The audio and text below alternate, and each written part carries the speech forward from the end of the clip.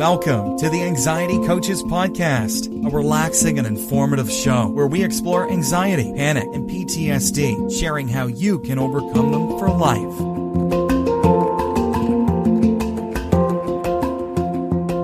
Aloha! Welcome back to the Anxiety Coaches Podcast. I'm your host and coach, Gina Ryan, and I am so happy to be with you again today as together we can consider the many ways to bring your mind and body back to its natural peace and calm. In today's episode, I'm talking about anxiety's modus operandi, overestimating threats and underestimating abilities. I have a quote here. It's not an exact quote, but I know I got this from my friend Tom Rutledge. I don't think I have it perfectly, but Tom says, anxiety tends to magnify perceived threats while diminishing our faith in our own ability to handle them. And boy, if that doesn't hit home, right? So that's from Tom Rutledge. He's been on the show before, and if you ever care to, he has a lot of great books too. So I think that really hits home. That is exactly what anxiety does. It magnifies anything that we see as a threat. And at the very same time, and this is where the problem comes in, it diminishes our faith in our own ability to handle it. So we're not just losing a little bit on the left, we're going really far on the right, and we're so far from the center again. We are really off base by then. And so I wondered if you have ever considered how, when you are anxious, you usually might overestimate the actual or perceived threat, while simultaneously underestimating your ability to deal with any of it. Does this happen to you? Can you think about that for a minute? And maybe it'll come to you now that we're talking about it, but it was definitely a problem for me. And I know that it is for a lot of clients. And what happens is we are able to get at this issue from both sides. We can get at it from not having it be magnified so big, these perceived threats magnified way out of proportion.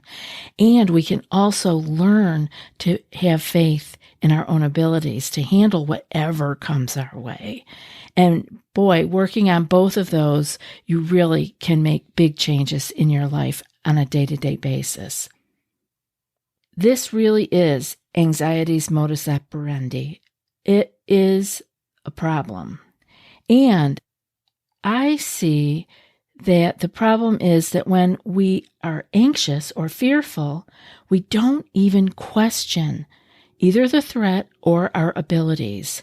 We act like everything is set in stone. Oh, of course, the problems are huge and we are totally incapable. And we just go with it. We don't even question, well, is the problem really this big? Have I ever handled anything like this before? Can I have confidence I can handle it again? We don't even think about it because when we're anxious, we're not accessing those parts of ourselves. This is why we need to talk about things over and over and over here on the show, because at some point it breaks through. At some point you hear something and it cracks you open. So I thought it might be helpful to have a metaphor that you could carry with you for how we shrink while our anxiety seems to loom larger than life. So here's what it is. Just go with me on this. So managing anxiety could be like standing in front of a funhouse mirror, like at the state fair. The mirror in that funhouse distorts the size of the obstacles that are before you, that are in the things around you in the funhouse are distorted, the size of them. And it makes them appear larger, and actually, because they're distorted, they become looking more menacing than they truly are. Yet, your reflection in that same funhouse mirror appears shrunken in size and feeble, distorted. In reality, you possess the strength and resilience to navigate the challenges, but it takes the courage to question and step away from the distorted image, to trust in your abilities and face the obstacles with the confidence that they deserve. So I'm hoping that you can take this little funhouse mirror metaphor with you. Keep it in your back pocket. Notice when something comes up and you begin to shrink. Notice if you are letting the obstacle distort. Are you letting it get blown up bigger than it really is? We can pay attention once we've had a little clue or an anchor, so to speak. Let the metaphor be your anchor that you can get some stability with and say, wait a minute, maybe I can look at this differently. Maybe this is just like looking at a funhouse mirror. Now, of course, it wouldn't be a show if I didn't have some ideas for you and some tips or strategies to help you apply this idea of the metaphor of managing anxiety. So I'm wondering if you could take the idea and recognize when anxiety is at play. Notice when you're feeling anxious. Pay attention to the moments when you're feeling anxious and take a step back to assess whether the perceived threat is truly as big as it seems. Now, this is going to take some thought, and that's why the metaphor can be helpful, because you got something to hold on to. Okay, funhouse mirror. How could this be like a funhouse mirror? You can have some awareness and some mindfulness by actually trying to see what it is and take a step back and assess. And just as the funhouse mirror distorts our reality, our thoughts can distort our perception of threats and our abilities. So challenge the negative or irrational thoughts. Challenge them. We don't do that. Sometimes we just take it all as set in stone and we go with it. But if you challenge it by asking yourself if concrete evidence supports those thoughts. In other words, just the facts, ma'am. You don't want any feelings in there, no emotions, just the facts. Do you have concrete evidence to support the way anxiety is making this issue look like? This is actually challenging the distortions. And it takes some work because you're not going to catch it every time. And I wouldn't want you to do that. It would make your life very cumbersome. But you will catch it. And the more that you do, and you have the opportunity to look at it, the more that you will be able to see it as soon as it pops up. It won't be a big deal. It'll be like, there it is. I don't have to think about it. I don't have to journal about it today. I get it. It's like, this is the funhouse mirror right in front of me. But it takes time. So keep working on it. And when anxiety makes you feel small and overwhelmed, use grounding techniques to reconnect to the present moment. Focus on your senses. Again, that's whatever you can see, hear, touch, taste, and smell. And let that bring you back to reality. Because again, once we're in our body, we're in the present moment versus going way out in the distortion of potential in the future. So get yourself grounded. You could also look into some of the deep breathing exercises. That goes without saying because it can help calm your nervous system. And then you can actually respond more versus react. Practice the slower, longer exhale to reduce your physical symptoms of anxiety and regain just a little bit of extra control. you can counteract the negative self-image that anxiety creates with positive affirmations. You can remind yourself of your past successes and your capabilities, because so often we don't pay attention to those things. Now, you got to look at yourself in the mirror every day when you're brushing your teeth or putting your contacts in, whatever it is you do in the morning in the bathroom mirror. Why not say a kind word to yourself, reminding yourself of a past success and something that you are truly capable of? Because the negative sticks to us like Velcro. Remember this. And the positive things in our life slide off like Teflon. So we need to add so many more positive thoughts, affirmations. All of that needs to be 100 times more than the negative, because the negative sticks to us so easily. So use some positive self-talk. Don't be afraid of it. I know, people downplay it. See if it works for you. A lot of people have great response by giving themselves a high five in the mirror in the morning, or just saying a nice word. Give yourself a wink and tell yourself you're going to rock it today. You're going to see the funhouse mirror when it's in play. You're going to see it. Give yourself that kind of pep talk in the morning.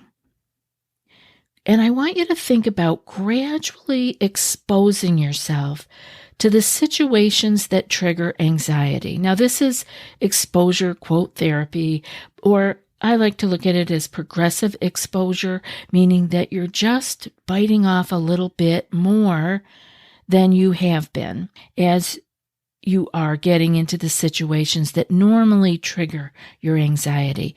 And start with small steps or small bites and gradually work your way up to larger challenges, because this can help to build your confidence in your ability to cope when you're not running away from the scary thing. Because the scary thing may just be that distorted image, that distorted reflection, not reality. So this is where we get to go back to questioning.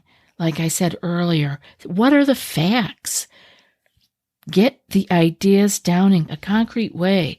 What are the facts? Is this big of a problem? What can I do to change the way I am seeing this issue? Can I have more confidence?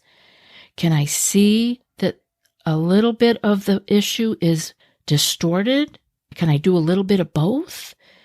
It begins to change what is actually happening.